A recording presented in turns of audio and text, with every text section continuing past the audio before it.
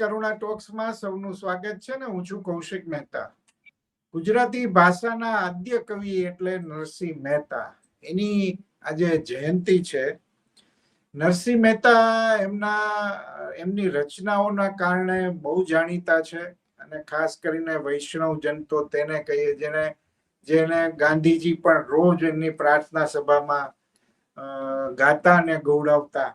આ સિવાય પણ એમણે ઘણું બધું સાહિત્ય ગુજરાતી ભાષાને આપ્યું અને એનાથી પણ ઉપર એમની જે કૃષ્ણ ભક્તિ હતી એ અનન્ય ગણાય છે. અને એમના જીવનના કેટલાક પ્રસંગો આ કૃષ્ણ ભક્તિ અને ઘણા લોકો જેને ચમત્કાર પણ કહે છે એવા પ્રસંગો છે. કુંવરબાઈનું મામેરું કે શામળદાસના લગ્ન કે પિતાજીનું શ્રાદ્ધ, આ બધામાં નરસિંહ મહેતાની જે ભક્તિ છે એ સૌથી ઉપર છે. આ સૌથી મહત્વની વાત છે.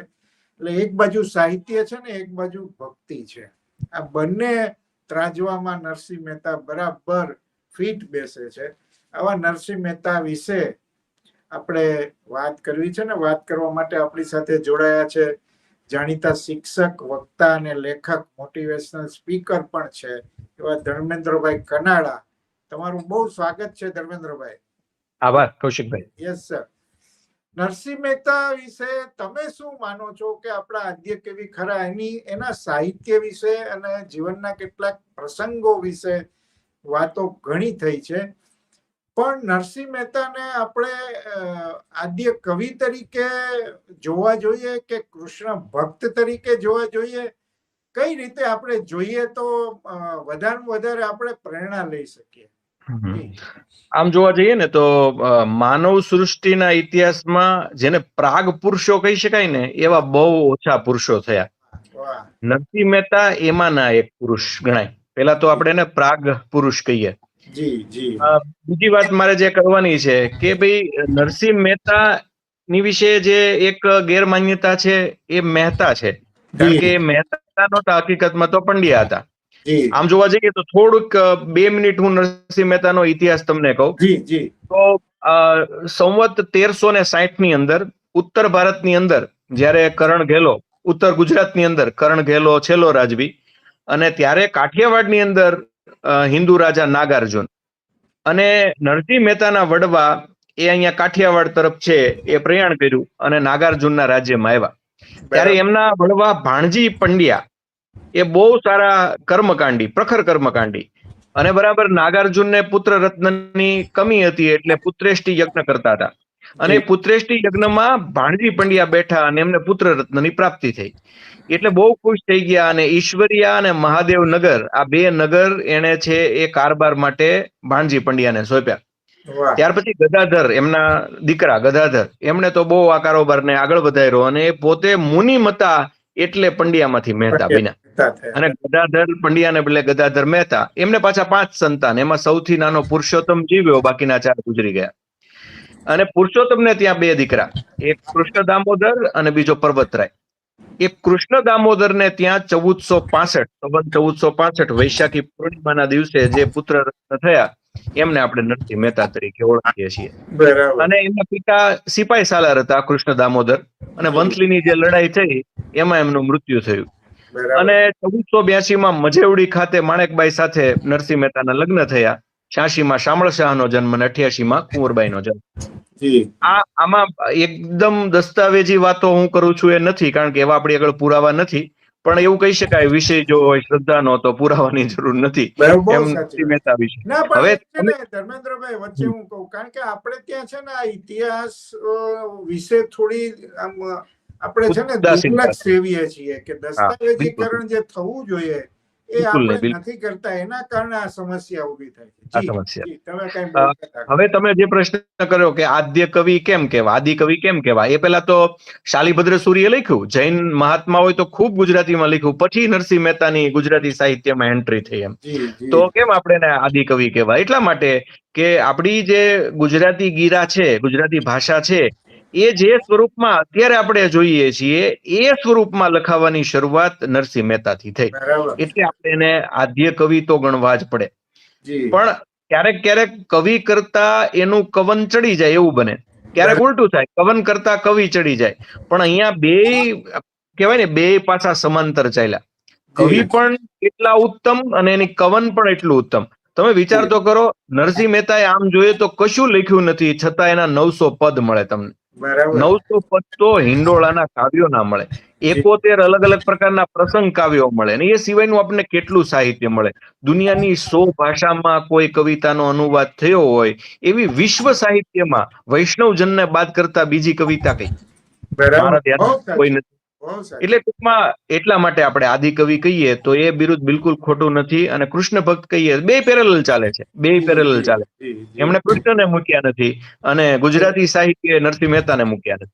અને તમે જુઓ કેટલું વૈવિધ્ય છે. તમે જે ઉલ્લેખ કર્યો કે ઉર્મી કાવ્યો પણ લખ્યા, આખ્યાનો લખ્યા, પ્રભાતિયા લખ્યા, આવા કેટલા ચરિત્રો બહુ લખ્યા. અને આટલું વૈવિધ્ય સાહિત્યમાં હોવું એ બહુ મોટી વાત છે ને. 20-22 હજાર રચનાઓની, એટલે આનો કોઈ તાળો નથી ભલે મળતો, પણ જવાહરભાઈ બક્ષી આપણા કવિ બહુ જાણીતા ગઝલકાર, જે સંશોધન કર્યું એમાં ઘણી બધી વાતો એમણે મૂકી છે કવિ તરીકે. પણ એના સાહિત્યને આજે આપણે ધર્મેન્દ્રભાઈ જોઈએ તો કઈ રીતે તમે એને જોઈ શકો, કઈ રીતે એને મૂલવી શકાય? આપણે કોઈ ટીકા ટિપ્પણી નથી કરવી, પણ કઈ રીતે મૂકી શકાય? જી, આમ તો છે ને, નરસિંહ મહેતાના બધા જ કાવ્યો છે ને એ એટલા બધા છે કે આપણે એને મૂલવવા માટે 4 ભાગ પાડવા પડે. એક તો આત્મકથાનાત્મક, જેમ કે હાર, હુંડી, શામળશાનો વિવાહ, એમાં એના પોતાના વ્યક્તિગત જીવનની વાત આવે છે. બીજું જે આખ્યાન કલ્પ કહી શકાય, ચાતુરી કથાઓ કે સુદામા ચરિત્ર, એવા 71 પ્રસંગો એમને એટલા સરસ રીતે વર્ણવ્યા છે કે તમે સાંભળો તો તમને એમ લાગે કે તમારી સામે નજર સમક્ષ કોઈ દ્રશ્ય ખડું થાય છે. એવું કૃષ્ણ પ્રીતિના તો પુષ્કળ કાવ્યો, 900 જેટલા તો હિંડોળાના પદ છે એ મળે છે. અને છેલ્લો વિભાગ છે ભક્તિ જ્ઞાનનો કહીએ, પ્રેમ લક્ષણા ભક્તિ આપણે જે કહીએ છીએ, એની પણ પુષ્કળ કવિતાઓ મળે છે. એટલે નરસિંહ મહેતાનું સમગ્ર કવન છે એને આપણે 4 વિભાગમાં છે એ વેચવું પડે. આમ જોઈએ ને તો મારા એક મિત્ર ક્યારેક મજાકમાં કહે કે નરસિંહ મહેતાની રેસીપી એટલે પ્રેરણા, સ્ફુરણા, ચેતના, કર્મ, જ્ઞાન, વૈરાગ્ય, સંસ્કાર અને કૃષ્ણ પ્રીતિ, આટલું બધું ભેગું કરીએ ને ત્યારે નરસિંહ મહેતા છે બને. અને 4 વિભાગની આપણને કેટલી સુંદર કવિતાઓ છે એ મળે છે. દાખલા તરીકે તમે વિચારો કે ઈ જમાનામાં કોઈ માણસ એવું કે ભલું થયું ભાંગી જંજાળ, સુખેથી બચ્યું હવે શ્રી ગોપાળ, એ પણ પત્નીના મૃત્યુના સમયે. તો કઈ પત્ની વાલી નહોતી એવું નહોતું, પણ મૃત્યુને સ્વીકારવાની વાત એવા એક પુરુષની અંદર આવે, એને હું પ્રાગ પુરુષ ન કહું તો બીજું શું કહું. પછી આત્મકથાનકમાં જુઓ કેવું સરસ લખે છે કે પ્રાણ જાશે તોય અવરને નહીં ભજું, અઠીલાને કહું હાથ જોડી, તારે સેવક કોટી છે શામળા, મારે એક જ આશ તારી. આ આત્મકથાનાત્મક હું બોલું ત્યાં મારા રૂવાડા ઉભા થઈ જાય. આવું પછી કોણ લખી શકે? ત્યાર પછી એમણે આખ્યાન કાવ્યમાં લખ્યું છે, ભલે પરણાવી મારે હરિવર રૂડો, અખંડ પહેરાવ્યો ચૂડો રે. તો આ ટૂંકમાં તમને આખ્યાન સાંભળો એટલે તમને એમ થાય કે નરસિંહ મહેતા પુરુષ મટીને ક્યાંક ગોપી થઈ જાય છે. આ ગોપી ભાવ છે એમની કવિતામાં જે જોવા મળે છે. અને ભક્તિ ભાવની તો શું વાત કરવી, નિરખ ને ગગનમાં કોણ ઘૂમી રહ્યો, આના અર્થો કરવા બેસીએ તો આને અર્થો જ કેટલા થાય. તો અને મેં કીધું એમ વૈષ્ણવજન 100 ભાષામાં તો ગવાયું. હમણાં વોટ્સઅપમાં એક વિડીયો ફરે છે, એમાં 34 દેશમાં ગવાતું હોય એવો એક વિડીયો વોટ્સઅપમાં અને યુટ્યુબમાં ફરે છે. તો આવું કોઈ વિશ્વ સાહિત્યમાં બન્યું નથી. આ એક અનન્ય ઘટના છે. નરસિંહ મહેતા વિશ્વની એક અનન્ય ઘટના છે. બહુ મજાની વાત કરી તમે. પણ આપણે એમના જીવનના પ્રસંગો સાથે જે ચમત્કારને જોડવાની આપણી જે વાત છે, કુંવરબાઈના બામેરું કેવી રીતે મામેરું ભરાશે, એની બહુ બધું પ્રસંગો, એટલો બધો રોચક પ્રસંગ છે. એવી જ રીતે શામળશાના લગ્ન કે આ જાન લઈને કઈ જશે, આ મહેતા પાસે તો કાંઈ ફદ્યું નથી, અને એમ કે આ કઈ રીતે થશે. અને એવી જ રીતે પિતાનું શ્રાદ્ધ, એમાં પણ આ જ વાત, એની બહુ ટીકાઓ કરે છે અને ગાળો પણ એને સાંભળવી પડે છે. મોરારી બાપુ જયારે ધર્મેન્દ્રભાઈ પિતાનું શ્રાદ્ધ પ્રસંગ જે વર્ણવે છે ત્યારે પોતે તો રડે જ છે, પણ સાંભળનારા પણ એની આંખો ભીની થઈ જાય. પણ આ ત્રણેય પ્રસંગોને આપણે ચમત્કાર બાજુએ રાખીએ તો તમે કઈ રીતે જુઓ? જી, ચમત્કાર કરતા પણ એવું મને લાગે છે કે આજના જમાનામાં આપણે જે યોગની વાત કરીએ છીએ ને, કે યોગ કોને કહેવાય? તો કૌશિકભાઈ મને એમ લાગે છે કે તમે ને હું બેઠા બેઠા અત્યારે વાત કરીએ ને એ પણ યોગ જ છે. કારણ કે તમે તમારું કર્મ કરો છો, હું મારું કર્મ કરો છો. માણસ પોતાનું કર્મ શ્રેષ્ઠ રીતે કરે ને એ જીવનનો સૌથી મોટો યોગ છે. નરસિંહ મહેતાએ પોતાનું કર્મ કર્યું ત્યારે કૃષ્ણ ભગવાને આવીને કોઈ ચમત્કાર કર્યો હશે એવું આ યુગમાં કેવું એ કદાચ કોઈને અજુગતું લાગે તો હું એમ કહીશ કે એમનું કામ પૂરું પડી ગયું. કારણ કે એમણે જગતનું કામ કર્યું અને જગતે એમના બધા પ્રસંગો સંભાળી લીધા. આજે આપણે હવે એ રીતે જોઈએ કે એમની આજુબાજુમાં એવા માણસો હશે કે જેમણે આ કામ છે કર્યું છે. હમણાં હું એક પ્રસંગ જોતો હતો વોટ્સઅપમાં કે એક ભક્ત માણસ હોય છે, એ મંદિરમાં પૂજા કરતો હોય છે, એનો છોકરો રમતો રમતો ખાડામાં પડી જાય, એક સ્કૂટર વાળો આવીને એને બચાવે છે, પણ હવે એ સ્કૂટર વાળો પણ વૃદ્ધ છે, પણ અચાનક એના શરીરમાં જે જોમ આવ્યું ને એને તરત બચાવી લીધો. આને આપણે ચમત્કાર ગણો તો ચમત્કાર, નહીતર પેલો માણસ ભગવાનનું કામ કરતો હતો તો ભગવાને આવીને એનું કામ કર્યું, એવું પણ કેટલાક લોકો કહેશે. પણ ટૂંકમાં જે જગતનું કામ કરે છે એના કામ ભગવાન આ રીતે માણસો દ્વારા પૂરા કરાવતા હોય એવી રીતે આપણે આને લઈએ.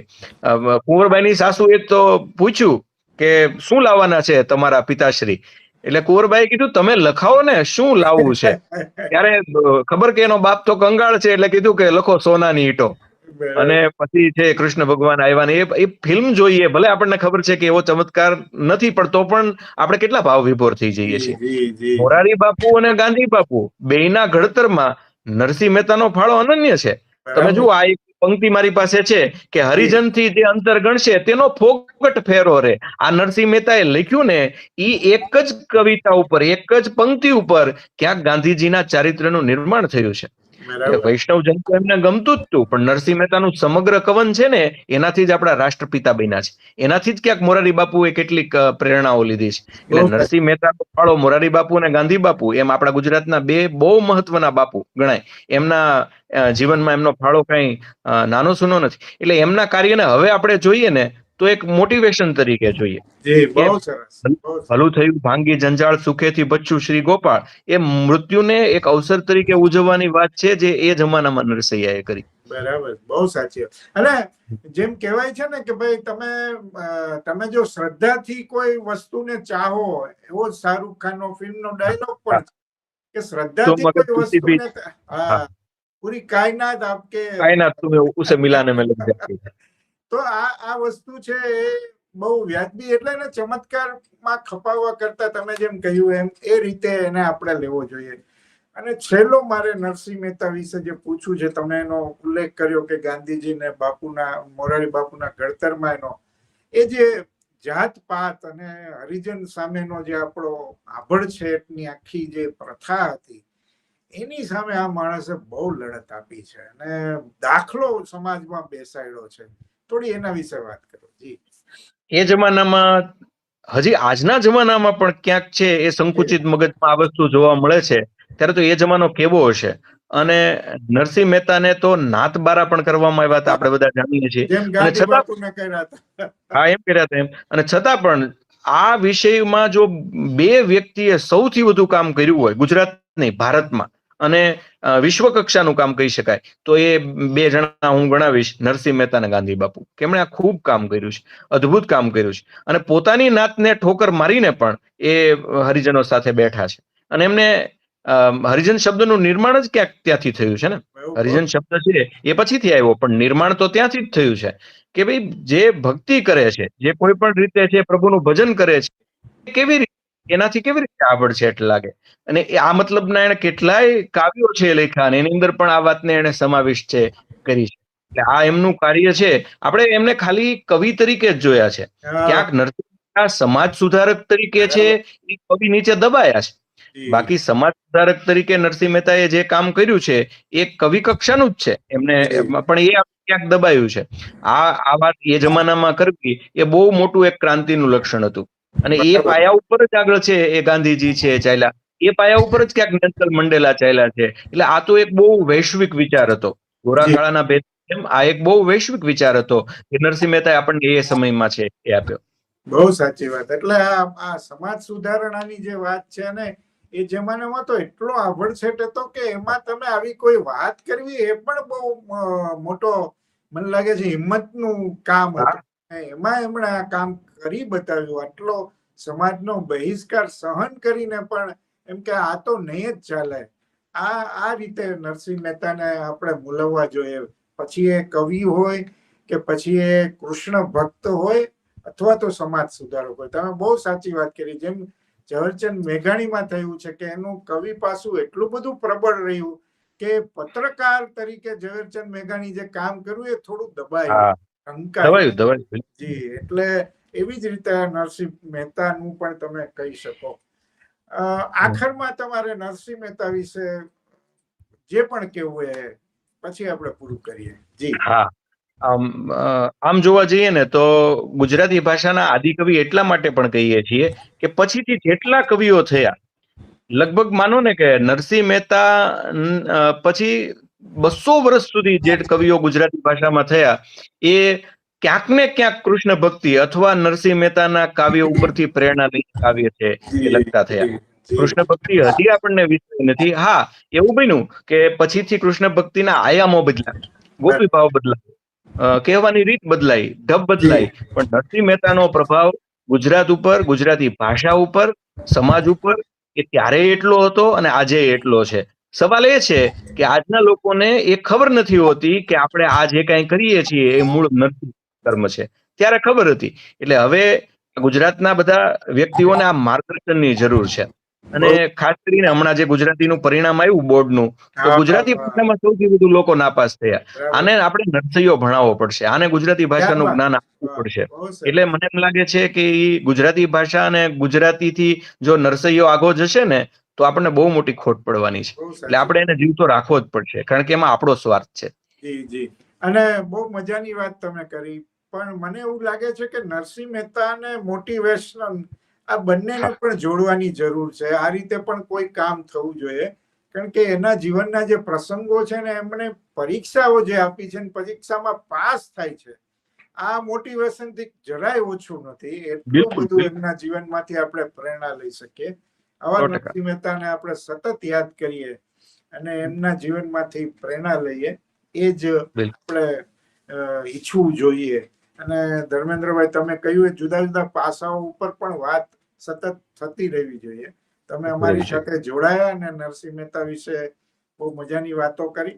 ખૂબ ખૂબ આભાર. Thank you Dharmendrabhai.